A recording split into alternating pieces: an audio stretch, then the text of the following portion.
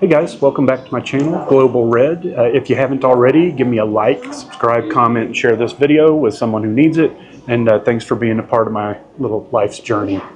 Kind of big development with possible negative impact for U.S. expats living and traveling abroad. I'll let this letter from the Thailand Post take the lead, and then we'll talk about it briefly. And this is an actual letter from the Thailand Post. Okay, so Thailand Post announcement subject temporary suspension of all international postal services destined for the United States of America.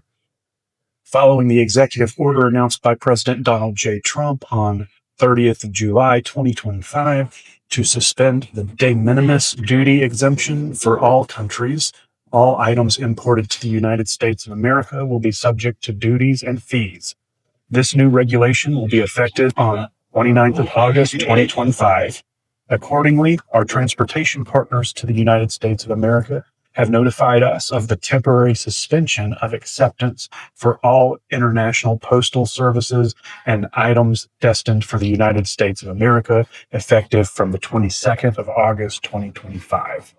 Consequently, Thailand Post Ltd would like to announce that it is necessary to temporarily suspend all international mail services to the United States of America from the 22nd of August 2025 onwards until further notice. Okay, so this is not a Thailand problem. This is an America problem. I'll just explain, but just to emphasize the fact, it's important to note that Thailand is just the latest to be kind of forced to do this, really.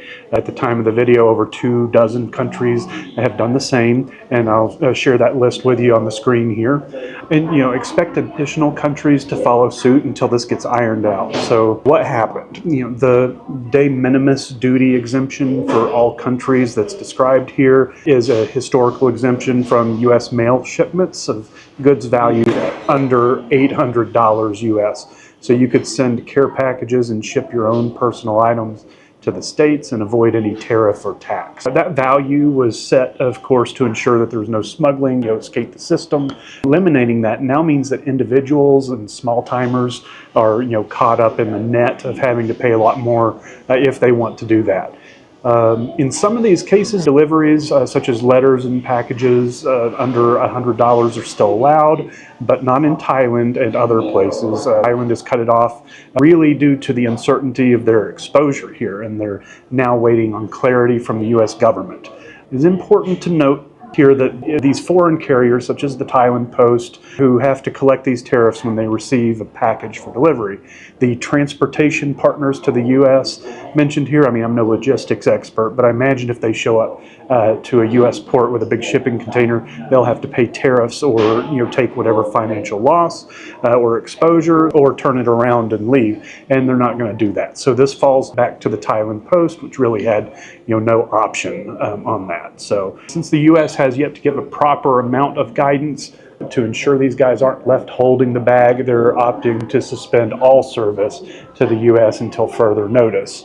I'm sure these countries don't really want to deal with the headache, but this is actually a tax of time, money, and inconvenience on American people. Right, and it adds to kind of a growing list of changes, not always U.S. government related, but several changes that are making life a little more difficult and costly for Americans traveling abroad. So that's unfortunate.